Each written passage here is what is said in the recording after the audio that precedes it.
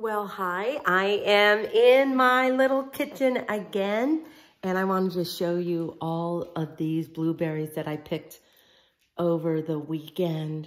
Oh, the things I could make with them. Our local farmer, fresh blueberries. I have 1 cup of flour.